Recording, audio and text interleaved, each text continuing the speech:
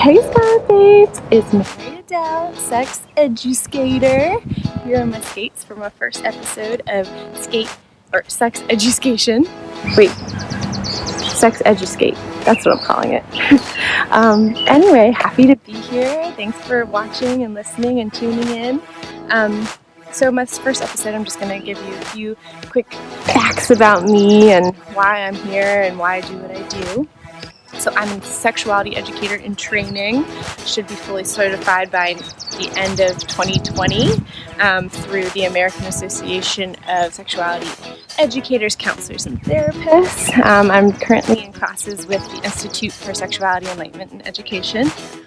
Loving all those classes, learning a lot. I got into this work because I myself did not have a very extensive sex education and there was a lot of shame around it. But I always had a pull towards sexuality. I was always curious. I always, felt this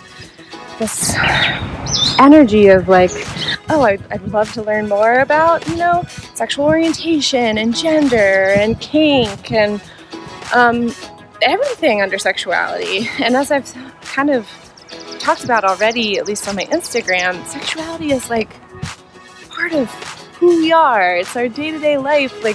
Sexuality shows up in so many ways day to day, and we don't have any formal education around that. So, or at least in most American states, the sex education is lacking, let's just say. Anyway, so I really wanted to get into the work. I had a lot of shame myself growing up around sexuality. I had what was called a condition called vaginismus, and still to this day I struggle every once in a while with it.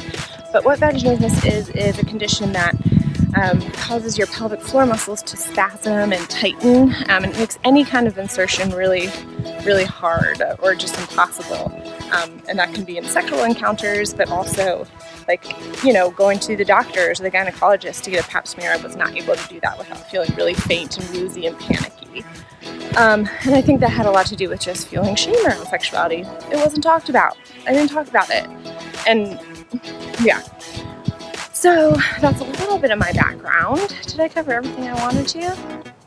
But I love doing this work, and so far I kind of got into some workshops with people. I've worked with a couple of one-on-one clients. I also like to write about sex and sexuality. I do have a blog on my website, www.maryadele.com, so check that out.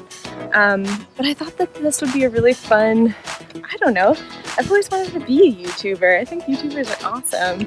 So I was like, let's combine two of my favorite things, roller skating and sexuality. And thus was born Sex EduSkate. So I'm still refining what this is going to look like. But for the most part, it's just going to be me rolling around on my skates, talking to you about sex. Please comment. Let me know what you want to hear about, what you'd love to learn about. And yeah, tune in, y'all. Have fun. Seek pleasure. Pleasure is a big part of my sexuality education. Very influenced by Adrienne Maree Brown's Pleasure Activism. If you have not checked that book out, read it. You don't have to be a sexuality educator in the sexuality field to really, I think it would resonate with every audience ever because it's just brilliant. So pleasure activism is this focus. I'm queer-centered. I'm Black, Indigenous, people of color-centered. I really think we need to center voices that have not typically been centered. I'm pleasure-focused. What's my last? Oh, and kink-friendly. I'm still learning about kink and BDSM, but it's awesome, and I love hearing about it, and I love learning more, and maybe I'll talk a little bit about my own sexuality and preferences and stuff that I'm into. Who knows what this will turn into. Also balanced, but I'm going to show you a little braiding. This is the first thing I wanted to learn when I put skates on. So I've been skating for about a year now. In August will be my skate-iversary. And the reason I got into it, have you all watched Sharp Objects on HBO or read Gillian Flynn? I always forget if it's Gillian Flynn or Gillian Jacob. She also wrote Gone Girl, but she wrote this book that became a TV show.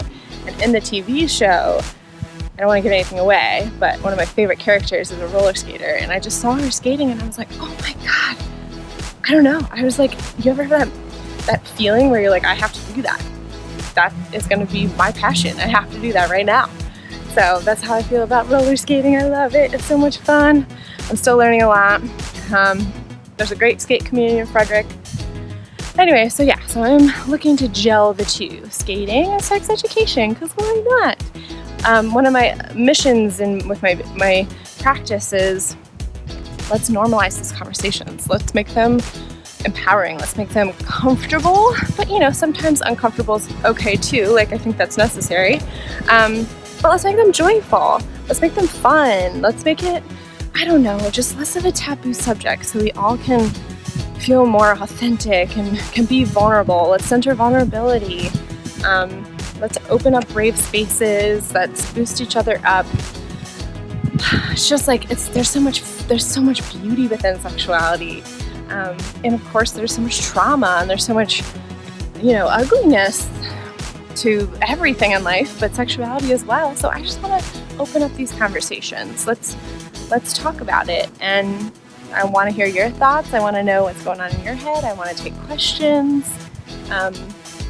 But I think my second episode is going to be about gender expression. I got a great comment from one of my followers who said that they struggle with feeling, identifying as more masculine, but being in a body that's assigned female gender at birth, has struggled with that. Like, how do you just being able to be more open about their masculine gender expression while still living in a body that was assigned female at birth? And I can talk more about gender, just the nuts and bolts of gender as well.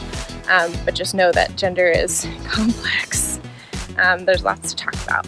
Okay, I feel like I've been talking a lot, but thanks for tuning in. I'm in this cool, as you can see, it's like an outdoor rink, and I forgot to wear sunscreen. I do have my helmet. I wore it on the way down here, down a hill, so just know that safety first. I got my knee pads on. It's just, this is such a smooth surface and I'm not moving very quickly, so I took the helmet off.